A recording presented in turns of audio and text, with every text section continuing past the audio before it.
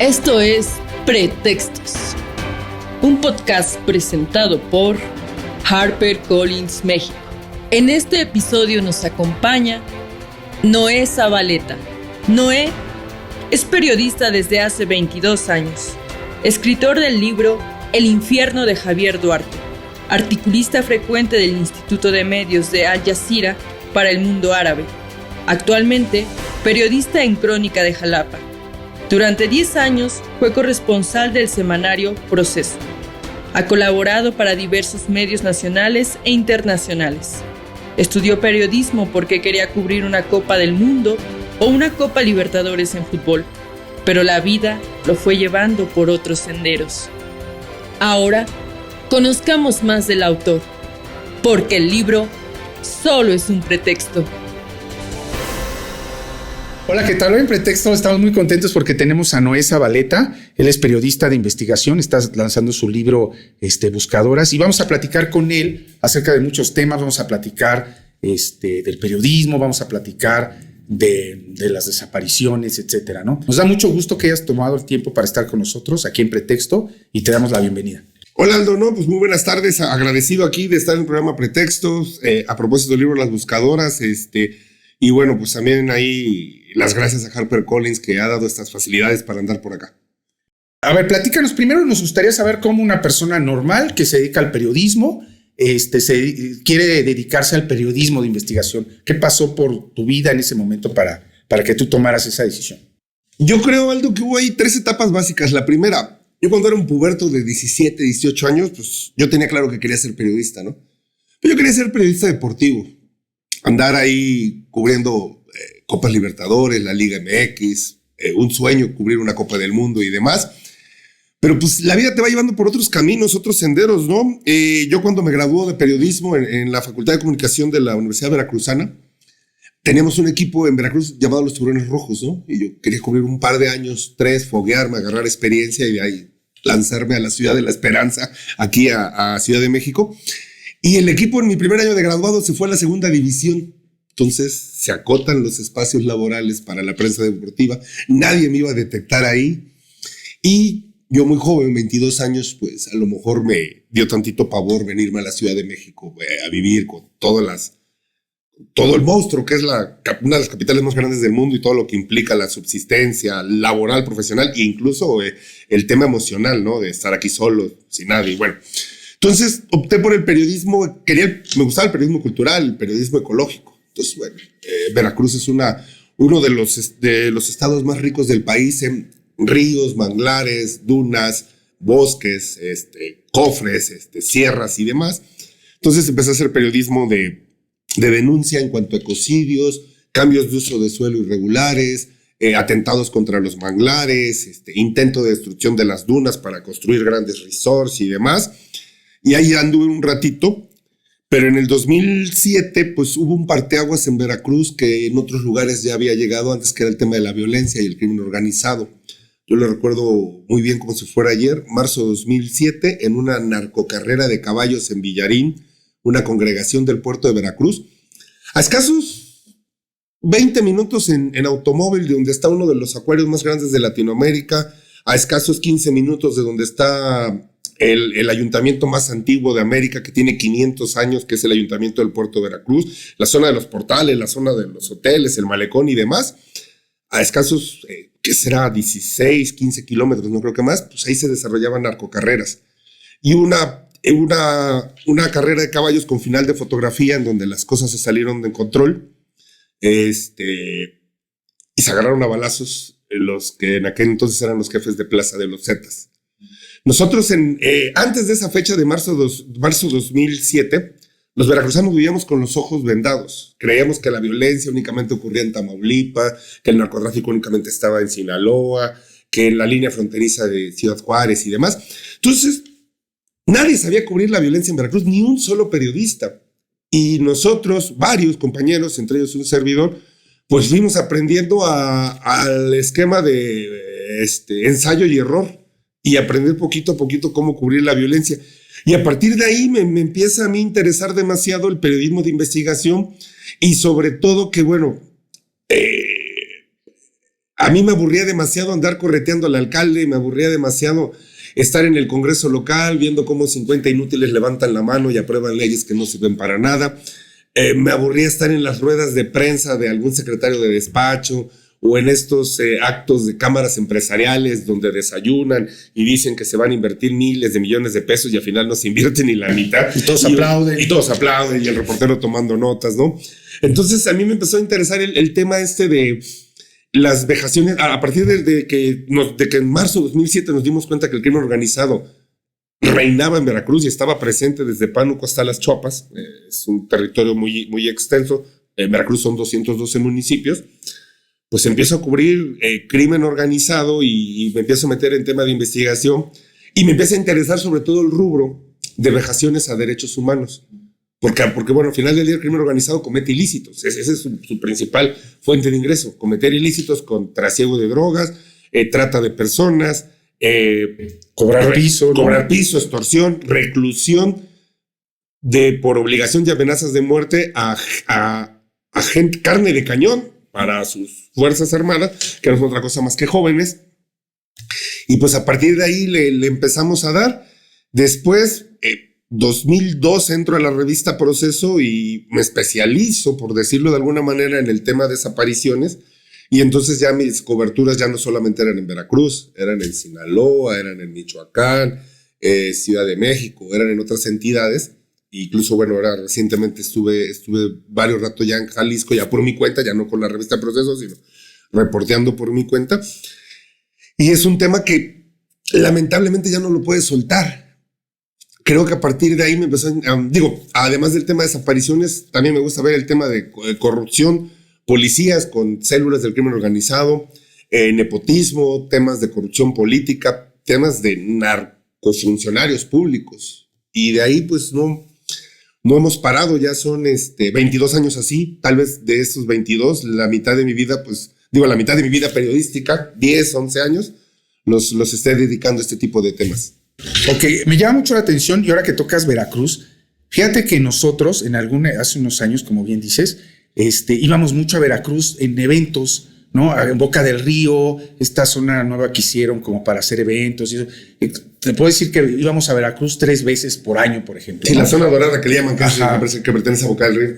A raíz, ¿tú te acuerdas cuando los colgados que hubo en unos puentes, una cosa así? 26 de septiembre del 2011, si no mal recuerdo. Fíjate, a partir de ese punto no hemos vuelto a Veracruz, O sea, y no porque no queramos, ¿no? O sea, la economía ya no se movió para allá cuando era un estado, ¿no? Que estaba jalando mucho este tipo de eventos y ¿tú crees que se replica esta situación? O sea, ¿ha cambiado todo el país de esta forma? Que antes eran como estados en los que tal vez sí había el narco, pero no era tan evidente y de repente ya se desató, o estábamos como dices ahora, con los ojos vendados y siempre existió. Qué bueno que tocas ese punto. A ver, a Veracruz nos quitan la venda de los ojos en marzo del 2007 con la narcocarrera de Villarín. Ese es nuestro parteaguas de nosotros. Un parteaguas nacional, ese es el de los 34 cuerpos que arrojaron en donde está la plaza de los voladores de Papantla, que los arrojaron en un par de camionetas de Redila. Ese fue un parteaguas nacional. ¿Qué significó esos muertos que aventaron ahí? Significó el principio de la extinción de la célula delincuencial de los Zetas. En el sexenio de Fox y una parte de Calderón, los Zetas reinaban todo el sureste mexicano. Controlaban desde Tamaulipas hasta Quintana Roo. O sea, toda la franja del sureste, hasta todo lo que representaba el Golfo de México, ¿no? Y hablábamos que el cártel de Sinaloa, bueno, tenía sus influencias en el norte del país y en toda la zona fronteriza. Y si no mal recuerdo, con algunos grupos aliados o amigos, presencia en la Costa Chica, que todos sabemos que es Guerrero, ¿no? Acapulco y hacia la sierra y conectando hacia el estado de Morelos. Bueno, con este parteaguas de 2011, en septiembre de 2011, que fueron los 34 cuerpos arrojados, inicia la extinción de los Zetas y el nacimiento de una nueva organización que es Cártel de Jalisco Nueva Generación. Hoy hoy día, febrero 2023, podemos hablar que solamente quedan 2 grandes organizaciones criminales en nuestro país. Una de ellos es Cártel de Sinaloa, debilitándose cada vez más, ahora con la detención de Ovidio Guzmán, aunque quedan 2 hermanos, hijos del Chapo, y Cártel de Jalisco Nueva Generación. Y ya de ahí podemos hablar de pequeñas células. En Michoacán, alguna pequeña célula de los Caballeros Templarios, en el norte del país, La Línea. Podemos hablar de el Cártel del Noreste, que únicamente tiene presencia en Tamaulipas y algunos municipios de Nuevo León. Sangre Nueva, Grupo Z, en menos de 10 municipios repartidos entre las montañas de Veracruz y Puebla. Y el resto del país es una mancha dominante de Cártel de Jalisco Nueva Generación y Cártel de Sinaloa, con un crecimiento exponencial de Jalisco Nueva Generación. Entonces, estos muertos, que varios de ellos eran integrantes de los Zetas, algunos también eran civiles inocentes que estuvieron en el lugar y en la hora y en el momento equivocado, representó eso, el decirle adiós a los Zetas y la expansión con ayuda y complicidad de autoridades policíacas y políticas de Jalisco Nueva Generación. Hoy, si vemos el mapeo de los 32 estados federativos del país, se los reparten básicamente entre Nueva Generación y Sinaloa. ¿Cuál fue tu primer acercamiento a este tema primero de los desaparecidos y luego de las familias que buscan a sus desaparecidos? Mira, hay un antecedente ahí interesante. A mí, te digo, me empecé a meter en el tema de vejaciones de derechos humanos. A final del día a mí no me interesaba hacer apología del narco, ensalzar, ¿no? Yo no quiero hacer la biografía del Chapo Guzmán o de Nemesio Ceguera Cervantes. No quisiera hacer el perfil de en su momento lo que fue Ociel Cárdenas o lo que fue Caro Quintero, ¿no? Y el tema de vejaciones de derechos humanos a mí me empieza a interesar porque son gente, civiles, que hoy tienen un dolor difícil de demostrar en palabras. Trato hasta de donde puedo lograrlo. Y a mí me llama mucho la atención que estas personas que a veces son gente de familiares desaparecidos, pero también me tocó mucho reportear gente que les asesinaron a sus hijos, a sus hijas o a sus esposos, y que estas personas no tenían por qué morir y que la justicia no les ha llegado. A mí me toca cubrir en 2010, si no mal recuerdo, la muerte de Irene Méndez, hija de la poeta cultural Esther Hernández Palacios, quien a ella le asesinan a su hija por meterse para evitar el secuestro de su esposo, Fuad Hacking, un hijo de empresarios veracruzanos, y que en aquel entonces un grupo armado de los Zetas, bueno, no vas a dejar que secuestremos a tu esposo, pues aquí te matamos. Le meten 6 balazos a Irene Méndez en una camioneta a escasos 4 cuadras del Palacio de Gobierno y 4 cuadras del Zócalo de la capital de Veracruz, que es Jalapa, y a Fuad Hacking se lo llevan secuestrado después de haber matado a Irene. Y un día después lo avientan en carretera, ya sin vida, lo degollaron y lo dejaron desangrándose. Me toca a mí reconstruir esa historia con Irene Méndez, con Esther Hernández, la mamá de Irene Méndez, a quien entrevisto. Y a mí ella me dice un dato muy interesante, lo tengo todavía grabado y lo recuerdo muy seguido, se lo he platicado incluso a las mamás de los desaparecidos, que ella decía que no asimilando la muerte de su hija, cada que veía el nombre de su hija en la prensa, sentía que prolongaba su vida un segundo más, y que no sé si era una forma de consuelo o era una forma de empezar un proceso de resignación, también era una forma de exigir justicia, porque el asesinato de Irene Méndez y de Fuad Hacking va para 12, 13 años y la justicia no ha llegado, y no creo que vaya a llegar.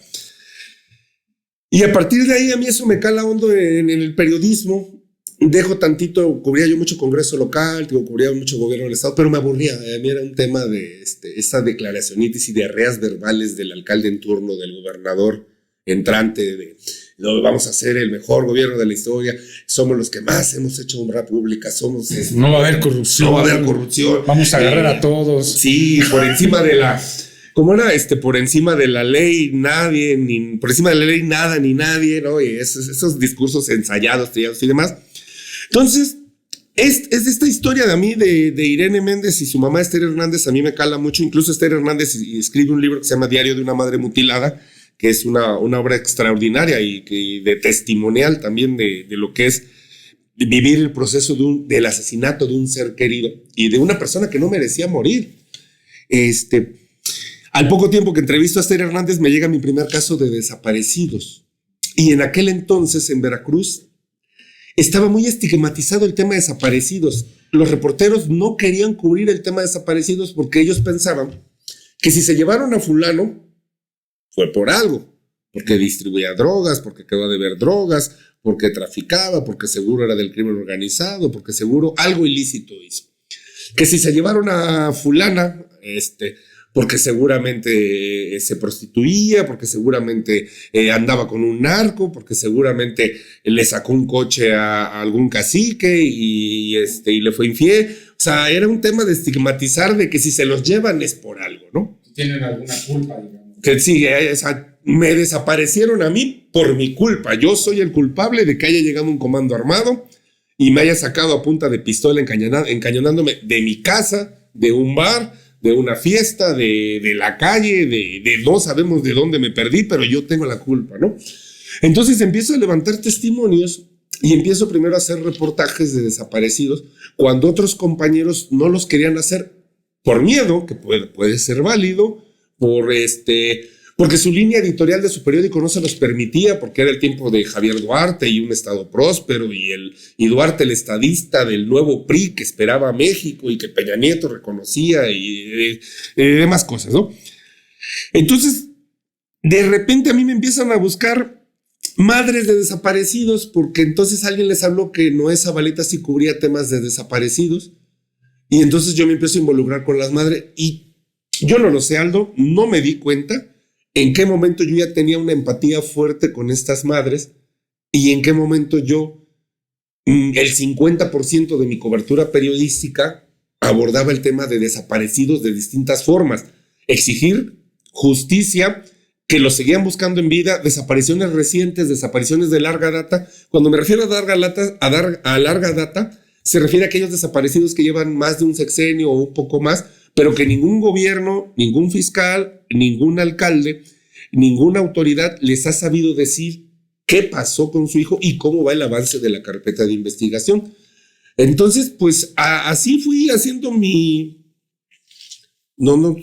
archivo, mis contactos, y de repente cuando vi ya no solamente era Veracruz, cuando vi ya era también contactos en Sinaloa, contactos en Michoacán, contactos en Jalisco, contactos en Ciudad de México. Hoy hay un fenómeno por estas mismas reestructuras y reorganizaciones geográficas de las células criminales. Me refiero al avance expansivo de Cártel de Jalisco Nueva Generación. Hoy hay un fenómeno de desaparición muy fuerte en entidades que antes no tenían ese problema, como Guanajuato y Zacatecas. Y sí, habrá gente que es desaparecida y que tenga que ver ligas criminales, pero habrá otra gente que no. ¿Cómo qué porcentaje que crees que existiera de los desaparecidos que sí tienen que ver con las ligas criminales y los que no? ¿Tendrías alguna idea o es muy... Es muy difícil saberlo, Aldo. Sobre todo, yo sé cuando... De entrada, y eso es a lo largo de los años, te digo, son 10 años, 10, 11 años cubriendo el tema desaparecido. Cuando una madre o padre, que son los menos, te da la cara y te da santo y seña de los comportamientos de su hijo y te da acceso a la carpeta de investigación, o sea, sabes que esa persona estaba limpia y que su pecado fue estar en el lugar, en la hora y en el momento equivocado. Cuando un familiar de un desaparecido no quiere hablar contigo, no busca a su ser querido, no da la cara a la luz pública, es muy probable, demasiado, que su desaparecido, hijo, esposo, tuviera que ver con hermano, hermana, tuviera que ver con el crimen organizado. Hasta se desaparecen, ¿no? Muchas familias cambian de ciudad y demás. Ahora, hay otros casos que también me ha tocado, que son muy sinceros y me dicen, sí, es que mi esposo pues, se llevaba con un narco, o mi esposo le chofereaba un narco. Y su único pecado fue manejarle a alguien que anda ilícito. O alguien me dice, bueno, sí, es que Mi hija no tiene nada que ver, mi hija estaba limpia, mi hija trabajaba en gobierno, pero se llevaba con una amiga que era novia de un narquito y esa amiga vendía metanfetaminas o vendía perico o vendía X o Y cosas, ¿no? Entonces eso también te da un poco de luz y puedes aperturar porcentajes, pues no los tiene la autoridad que tiene la Fiscalía General de la República. Bueno, ella no tiene nada. Sí. Entonces creo que podemos dar más luz aquí, ¿no? Y te digo, yo fue cuando ahí a partir me di cuenta de que, bueno, el tema desaparecidos yo no lo podía soltar ya, no lo he soltado, el libro está terminado y quiero que sepas que yo ya tengo actualizaciones por si hubiera una segunda edición, engrosarlo con 3, 4, 5 capítulos más, ¿no? Y nos llama mucho la atención que tú hayas tomado esta como una segunda historia, ¿no? Bueno, ya se murieron, ¿no? Y lo único que quieren es encontrar tal vez los cadáveres, quieren saber qué pasó quieren algo de justicia, si se puede llamar, y les llueve por todos lados. Sí, a mí me pasaba algo muy curioso con las buscadoras. Lo primero es, a ver, ya a través de los años de la cobertura aprendes muchas cosas. La primera, en el momento de la desaparición hay un tema de indolencia, indiferencia y desdén de las fiscalías de cualquier estado por recibir las denuncias. Y aquí lo podrán leer. Siempre llegan y lo que les dice la fiscal en turno o el fiscal en turno no les quiere recibir la denuncia porque quiere que pasen 72 horas. No, es que a lo mejor si es una jovencita, se fue con el novio. Que hay un testimonio muy interesante sobre la jovencita Jennifer Giraldi que no le quisieron recibir la denuncia a sus papás hasta que pasaron 72 horas. Y el fiscal así, no, por ahí anda, mándele un mensaje, se ha de haber ido con el novio. Lo que el fiscal no sabía es que su novio, con sus amigos y las amigas de Jennifer Giraldi, ya estaban organizando brigadas para buscarla por todo Jalapa, porque sabían que se había desaparecido en un taxi, un taxista que estaba obsesionado con la chava, y que ella tenía que llegar a la escuela, a clase de inglés a las 7 de la noche y no llegó. Entonces, pero eso se repite sistemáticamente, no te quieren recibir la denuncia, y las primeras horas para encontrar a un desaparecido son vitales. Conforme el reloj sigue dando vueltas, es cada vez más complicado. Entonces, bueno, el primer desdén es, ok, ya. Bueno, ahora, te reciben la denuncia.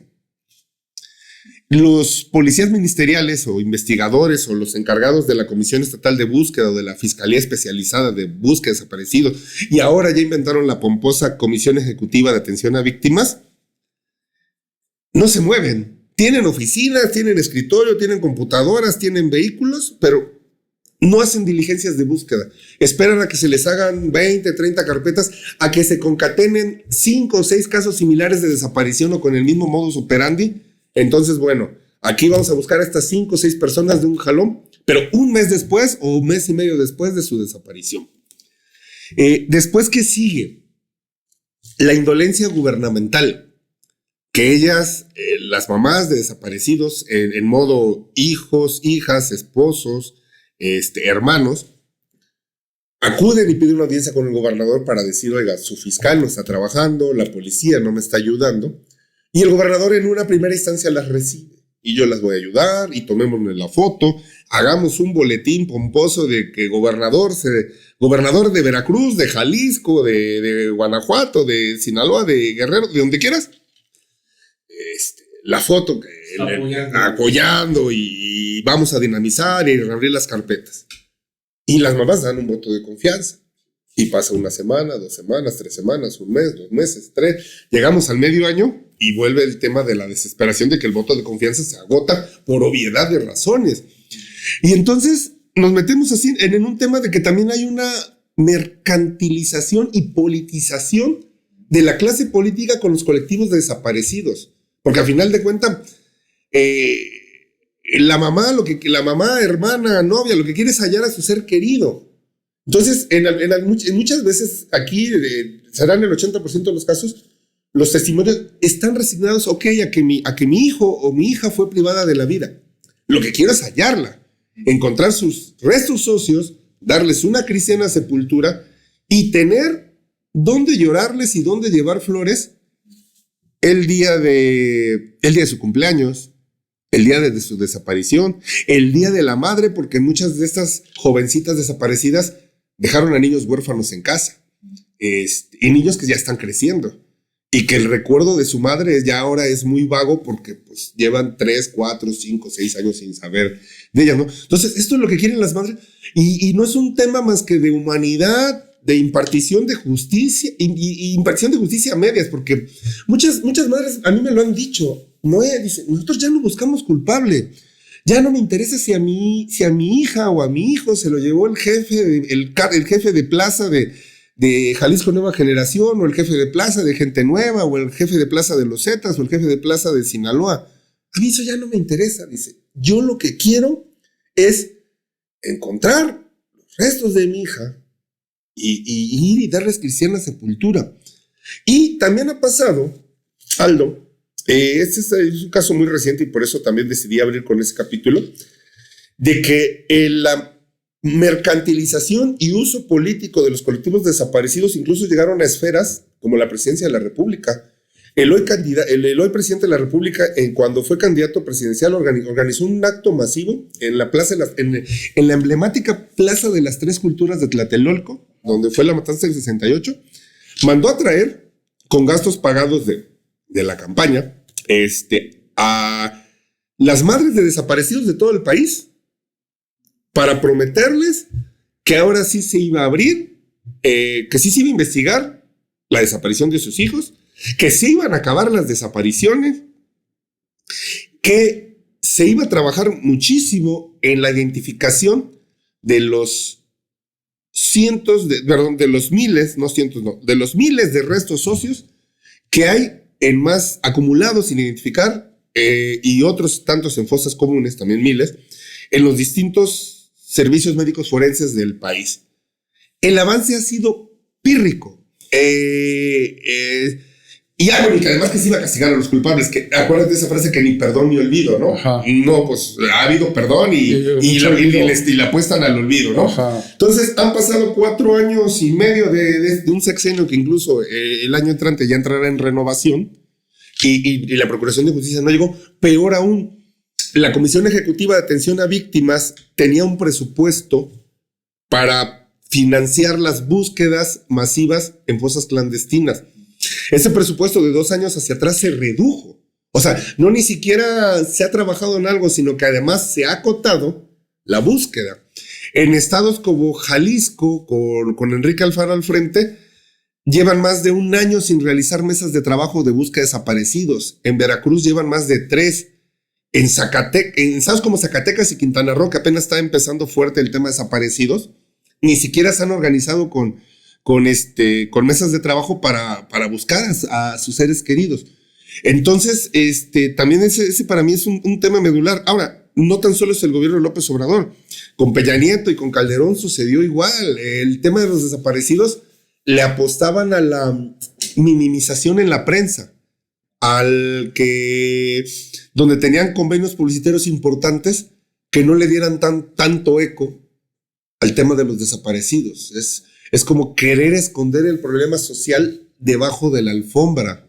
¿Por qué tú crees que sucede eso? ¿Es incompetencia o es que son parte de este mecanismo de desaparición? ¿Por qué? Yo nunca he entendido cuando puedes buscar los culpables y sí señalarlos, y eso me ayudaría incluso en el tema político, no sucede. Parece que, como tú dices, lo quieren meter debajo de la mesa y que no se vea nada. Pero ¿cuál será la finalidad del gobierno? Hay varias cosas. Uno es incompetencia, es indolencia, indiferencia, desdén.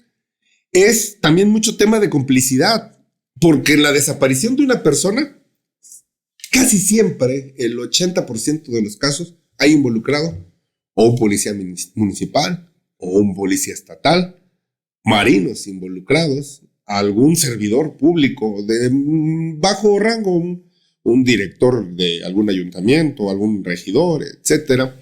También hay mucha mano del crimen organizado que tiene contactos en los sistemas de seguridad pública y procuración de justicia. Ese es un factor, el que yo te estoy redondeando. Y hay otro también que es importante y que suena feo decirlo, pero es una realidad. Es caro buscar a un desaparecido. Cotejar. A ver, ya encontramos unos restos óseos y armamos una osamenta completa. Vamos a extraer tejido y una prueba de ADN y creemos por donde fue hallado, por las ropas encontradas, por la característica de dentadura, de cráneo, de una estatura aproximada, creemos que puede ser fulano cuya madre lo está buscando, o puede ser tal jovencita cuya madre la está buscando. Hacer ese examen de ADN cuesta más o menos 15,000 pesos. Es un tema caro. Y lo que el gobierno piensa es que con 15,000 pesos doy 4 becas de Jóvenes Construyendo el Futuro, que con esos 15,000 pesos doy 5 pensiones del bienestar. En el pasado pensaban que con eso daban despensas o tantas cosas del Seguro Popular. En el tiempo de Peña Nieto, pues con tanto hacían esas tandas para la reconstrucción de los sismos de Oaxaca, o que con esos tantos hacían más empresas fantasmas y demás. Ahora, eso es en cuanto a la posible identificación. El tema también, la otra es la exhumación. Se necesitan arqueólogos. O sea, tú no puedes llegar a exhumar con un egresado de bachillerato que sea policía ministerial o un policía. Tú no puedes llegar a exhumar un cuerpo con el Godín que votó por Morena o el Godín que votó por el PAN o que en su momento votó por el PRI y que hoy lo tengo de administrativo en mi fiscalía. Tienes que llegar con peritos forenses, tienes que llegar con arqueólogos forenses cuyos salarios son elevados y que además incluyen movilizaciones. Y hay de haber pocos, ¿no? También. Y además hay pocos. Y además esto incluye movilizaciones, o sea, tú tienes que movilizar. Normalmente esas búsquedas masivas las hacen en el ámbito federal, la Fiscalía General de la República. Entonces tú tienes que movilizar de la Ciudad de México a Veracruz, a Culiacán, a Navolato, a ese viáticos. Sí, entonces esos presupuestos de estas fiscalías y de esta Secretaría de Seguridad Pública y Prevención Ciudadana, de esta Comisión Ejecutiva de Atención a Víctimas, de la Comisión Nacional de Búsqueda, pues son presupuestos acotados. Acotados porque te digo, es caro buscar un desaparecido y hay otra. Los desaparecidos no votan. Y vivimos en un régimen político de clientelismo político electoral. Yo estoy apostando no a tener una mejor sociedad, no estoy apostando a tener un país más democrático, no estoy apostando, yo estoy apostando a que en el siguiente sexenio el régimen que hoy gobierna continúe en el poder, ¿no? Y entonces dejamos de lado el tema de los desaparecidos. Ahora, te digo, yo cuando cerré el libro íbamos 115,000, 117,000 desaparecidos. Yo te apuesto que si ahorita vuelvo a hacer un cotejo o una solicitud de información vía transparencia a la Subsecretaría de Gobernación y Derechos Humanos, ya debemos de andar en los 120,000 desaparecidos, 121,000, no lo sé. El día que llegué aquí para tener mi primer acercamiento con HarperCollins, prendí las noticias en donde me estoy quedando. 11 personas desaparecieron en los puntos limítrofes entre Jalisco y Zacatecas. 11 personas en un fin de semana. Yo llegué el lunes y el domingo me desconecté, pues mi día de descanso, hago cosas ahí, compromisos familiares y demás. Llego el lunes muy temprano a Ciudad de México, prendo el noticiero y 11 personas. Es una brutalidad que en un fin de semana en un solo punto limítrofe. Aquí hay incluso testimonios de 13 jovencitas levantadas en un fin de semana en Veracruz. Hay otras desapariciones de 5 personas de un solo jalón. Es decir, es un tema de emergencia nacional el fenómeno de los desaparecidos y que no lo queremos atender y que además en su momento no ha sido un tema exclusivo de México. ¿Cuántos desaparecidos hubo en Argentina? Y que dio origen al movimiento de las madres de Plaza de Mayo, que ahora son las abuelas de Plaza de Mayo. El tema de los falsos positivos en Colombia. Y ahora los desaparecidos en México. Y que si hacemos una medición real en número de personas, los rebasamos ya al triple, nosotros, México, contando los desaparecidos de Argentina durante la Guerra Fría y contando los falsos positivos de Colombia durante la década de los 80 y 90 con todo lo que fue la persecución hacia Pablo Escobar y el reforzamiento de recursos del ejército colombiano, ejecutando a jóvenes de barrios pobres, haciéndolos pasar por paramilitares, ¿no? El problema es grave. Me queda claro que los últimos 3 sexenios, Calderón, Calderón, Peña Nieto, López Obrador, con Fox no había el problema desaparecidos, o poco, realmente era poco. Entonces, a ver, en ese orden era Calderón, Peña Nieto y López Obrador, no lo quieren atender y le van a pasar la bolita al siguiente o siguiente presidente, sea hombre o mujer, y que esto va a seguir creciendo como una bola de nieve. Es un problema fuertísimo. Yo antes decía que escuchamos el tema de desaparecidos a lo lejos. Hoy no hay mexicano que no conozca a alguien que tenga a un familiar desaparecido.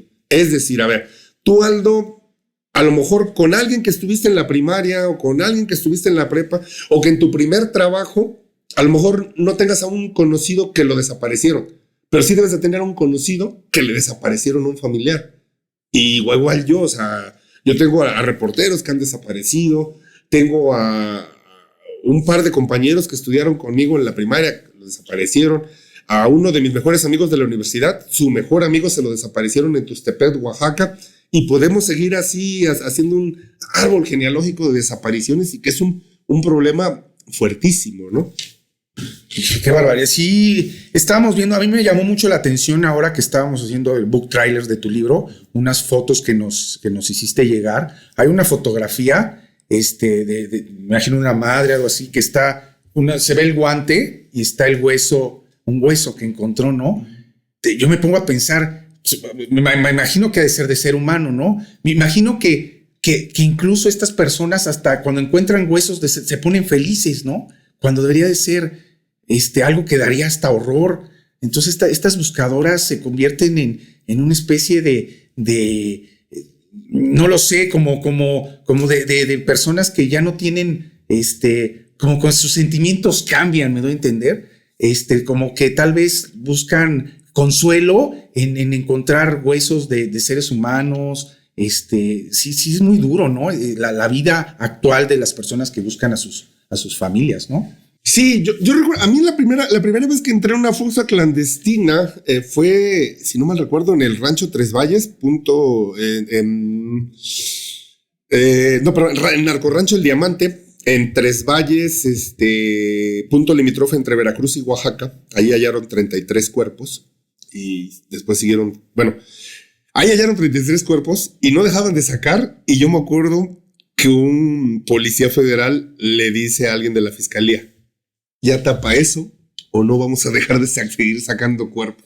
Sacaron 33 y alguien tendrá que en algún par de años volver a reclamar de que vuelvan a abrir el narcorrancho El Diamante, se llama, y reabrir, y estoy seguro que encontrarán 2, 3, 5, 10, no sé cuántos cuerpos más.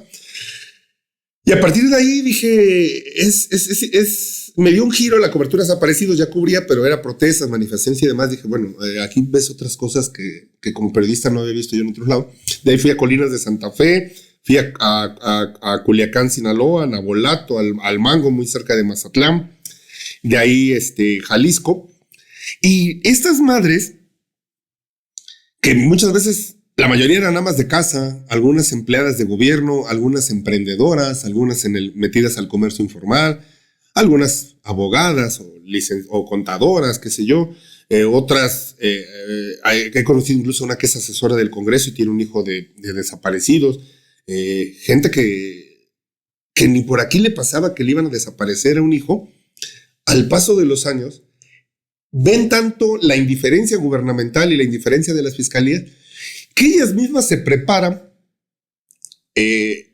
más allá de psicológica y emocionalmente, se prepara para buscar a sus hijos o hijas y se vuelven expertas en criminalística, en medicina forense, aprenden un poco de arqueología forense también y saben distinguir entre un hueso de un perro, un hueso de una vaca, un hueso de un ser humano, un hueso de fauna nociva, un hueso de alguna otra cosa, o piedras que a veces se endurecen tanto que pudiera parecer un hueso. Yo incluso llegué a confundir una piedra con un hueso y rapidito una mamá me corrige y me da una explicación técnica y científica de que por qué no es un hueso, o la diferencia entre un hueso animal y el hueso de un ser humano. Y ellas siempre andan con unas varillas en las cuales les echan cierto químico y en donde ellas buscan que donde esté reblandecida la tierra. Donde esté dura, nunca nadie ha acabado y no... había cosas que no lo entendía. O que muchas veces incluso el crimen organizado o a veces policías buscan enterrar a sus víctimas bajo la sombra, bajo los árboles. No, obviamente no pensando en la víctima, sino pensando en ellos a la hora de... Que no les dé sol, no se casen. A la hora de hacer la fosa clandestina, ¿no? Entonces muchas veces buscan bajo la sombra, en donde se vea reblandecida la tierra, o muy cerca de ríos, porque la tierra va a estar más blanda y es más fácil cavar. Entonces, introducen esa varilla y la huelen. Ya saben que si despierta cierto olor fétido es que puede ser que haya un cadáver o una samenda o un resto óseo. Entonces, esto es sorprendente porque bueno, ahí fui yo aprendiendo sobre la marcha. Y del otro que me preguntabas, son sentimientos encontrados. Porque están buscando y están con el coraje, la rabia, la frustración.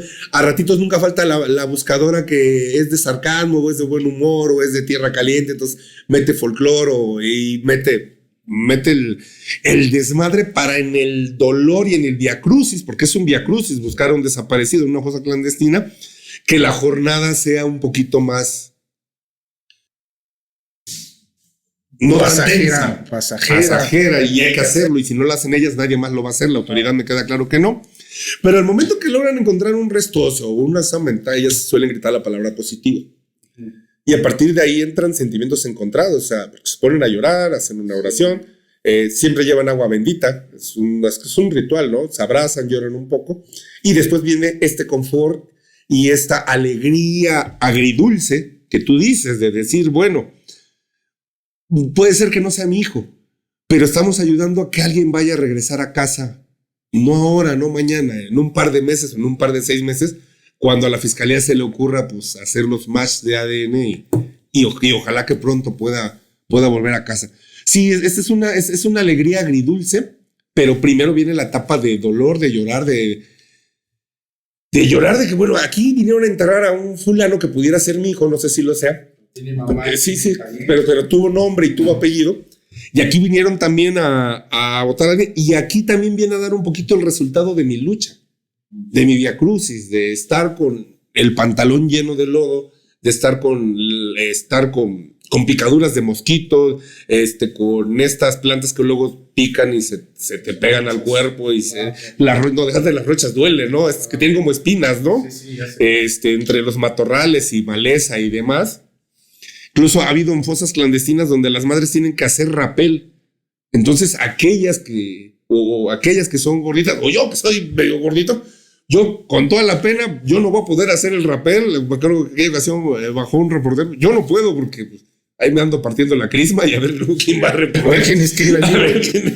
Entonces, bueno, aquellas que son más jóvenes y pues bajan y hacen rapel para ir a buscar una barranca. Y encontraron, si no mal recuerdo, 5 cuerpos. Fue en la Barranca La Aurora, cerca de la Academia de Policía del Lencero, en Veracruz, a escasos 2 kilómetros. Digo, no te explicas cómo van y botan cuerpos ahí y la Academia de Policía al lado. Bueno, sí te lo puedes explicar y es más que lógico de dónde vino este quíntuple homicidio, ¿no? Bueno, desaparición forzada y posterior homicidio. Me da la impresión que tu libro también representa el consuelo para las madres que salen en tu libro y los temas, ¿no? Ha de ser como esto que tú mencionabas, que las madres cuando ven aparecer el nombre en el periódico, ahora en el libro, esto que cuentas estas historias, hace sentir que sus hijos pues siguen de alguna manera o sus familiares siguen presentes, ¿no? Que no se han olvidado, ¿no?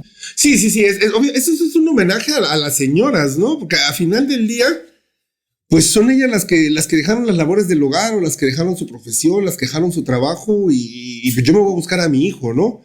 Entonces es un homenaje, es una ofrenda, es un reconocimiento, y también es el tratar de visibilizar un poco lo que ellas están haciendo, ¿no? Porque muchas veces nos perdemos en otras cosas, ¿no? Si hoy revisamos la agenda pública, pues el plagio de la tesis de Yasmín Esquivel, la infidelidad de Piqué a Shakira, estamos extraviados en la nueva pifia de la mañanera, el caso García Luna. El caso García Luna, las ocurrencias de la oposición que no dan una, del PAN, del PRI, los audios de Alejandro Moreno, las extravagancias de luego nuestros gobernadores como Laida Sansores, como Alfaro, y demás. Y entonces este tema a veces pareciera que se normaliza. Son las buscadoras, pero bueno, son las buscadoras de siempre, ¿no? Son las que les desaparecieron a su hijo en 2012, en 2013, no pasa nada, ya las tías sabes quiénes son. No, aquí hay casos de desaparecidos del 2020, 2021, vejaciones de la fiscalía ya con el gobierno de la 4T, o sea, indolencia del presidente de la República. Entonces este libro pretende esto, digo, es un homenaje, son testimonios de ellas y a quienes también agradezco infinitamente. El libro no pudiera ser posible sin los testimonios de las buscadoras de distintos colectivos del país.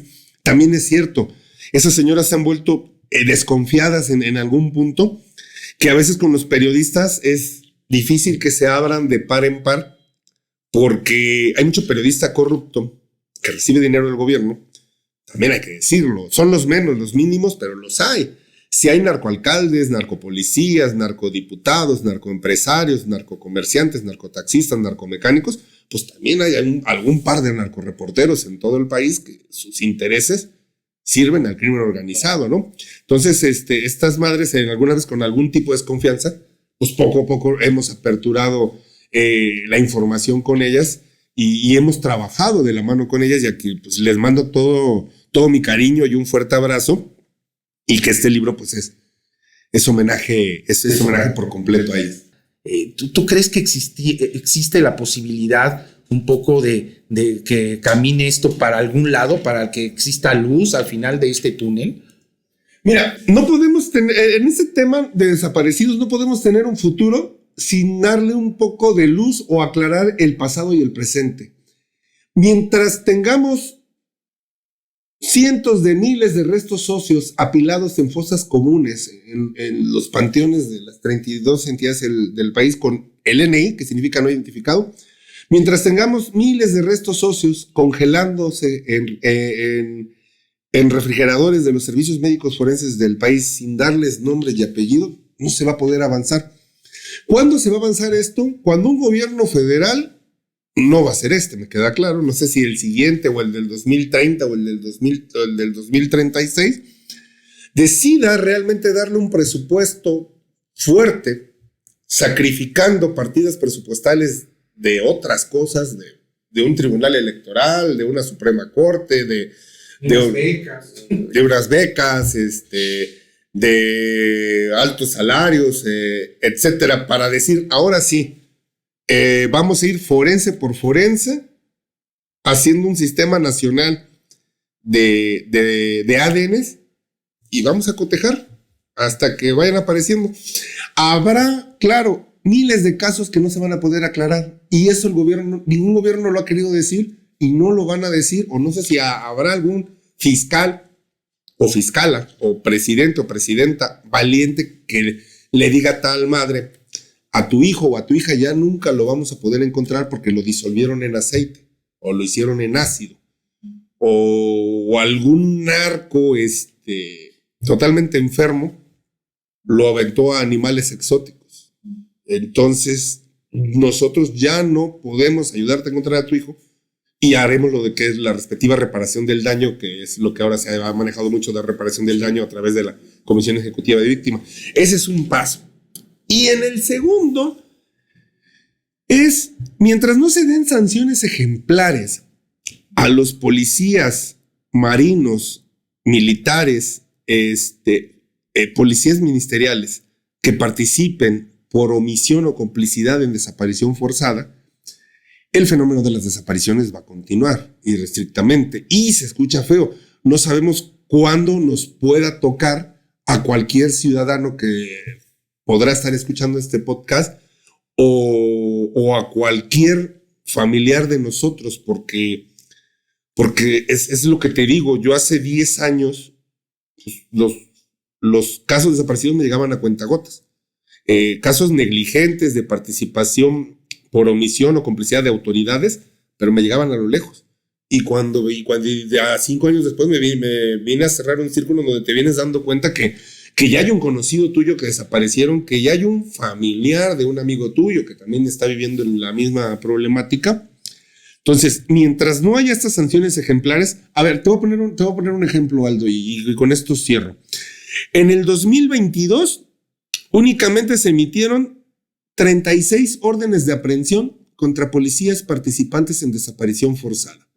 36 órdenes contra 10,000, 15,000 casos que pudo haber el año pasado de desaparecidos. 36 nada más en todo el país, Una locura, ¿no? Entonces, pues claro que a las autoridades policíacas incluso les resulta más.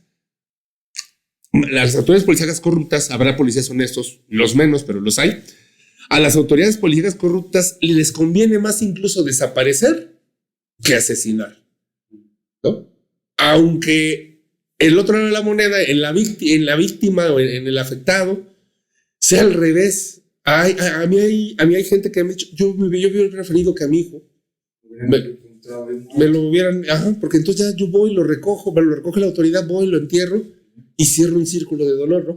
Pero es un tema fuertísimo el tema de que, bueno, a veces están resignadas a que el hijo, la hija fue privada de la vida, el hermano, el esposo, pero en otras, de repente, por emociones, y es normal y es comprensible, dicen, bueno, ¿y si mi hijo sigue vivo?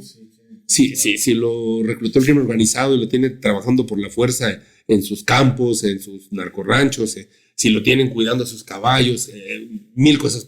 Si la tienen en algún prostíbulo de Centroamérica, si la tienen en algún prostíbulo de Estados Unidos o de otra parte del mundo. Y es válido también que piensen eso, porque aquí lo que decía yo en la introducción al libro es que los desaparecidos son gente que jurídicamente no está ni viva ni muerta.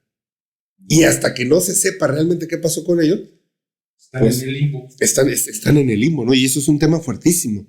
Y es un tema de responsabilidad del Estado mexicano que en sus diferentes colores, rojo, azul y guinda, no lo han querido resolver y no se ve voluntad de que quieran tomar el toro por los cuernos, ¿no? Como se dice coloquialmente. Pues qué tema tan duro, tan doloroso para un país, para las personas que lo han vivido. Y pues nada, queda nada más agradecerte que nos hayas dedicado tiempo para venirnos a platicar de este tema, ¿no? Y más que nada agradecerte un poco porque estás dando luz a estas personas, estás dando luz, tal vez dentro de todo esto que nos cuentas, de este problema, de estos sentimientos, encuentran un poco de consuelo en que alguien como tú, me imagino que en una búsqueda o algo así, se acercan a ti y platican contigo, y ya el hecho de que alguien las escuche, yo creo que generas algo de tranquilidad a sus vidas, ¿no? Entonces también me gustaría agradecerte también por esa noble tarea de acercarte a estas personas en un momento tan difícil y en el que están sufriendo pues algo que jamás quisiéramos nadie estar en sus zapatos, ¿no? Y gracias por traernos este tema y gracias por escribir, y ojalá podamos seguir hablando próximamente nuevos libros y que algo haya cambiado, ¿no? En este país y en este tema, y que nos digas, bueno, ya ya se ha generado esto o ya ha sucedido lo otro, ¿no? Pues de cualquier manera queremos darte las gracias y ojalá le vaya muy bien a tu libro para que esta luz que das a estas personas pues llegue a otras personas, ¿no? Y podamos encontrar entre todos un poco de tranquilidad o un poco de esperanza a solucionar este problema que pues no se ve para dónde, pero que tal vez exista en algún punto esta luz al final del túnel. Agradecerte a ti, al programa Pretextos, agradecer a HarperCollins por sus atenciones, agradecer, claro, a las madres, a las buscadoras, a los familiares desaparecidos que me abrieron las puertas de su caso, de su expediente y también de su corazón para que este libro pudiera ver la luz. Y bueno, pues yo aquí a la orden y cuando se requiera, pues seguir platicando sobre este doloroso tema. Me hubiera gustado que la plática fuera más amena, pero el tema, bueno, tenía que ameritar de que se hablara de un problema que nuestras autoridades no han querido ni quieren resolver, ¿no?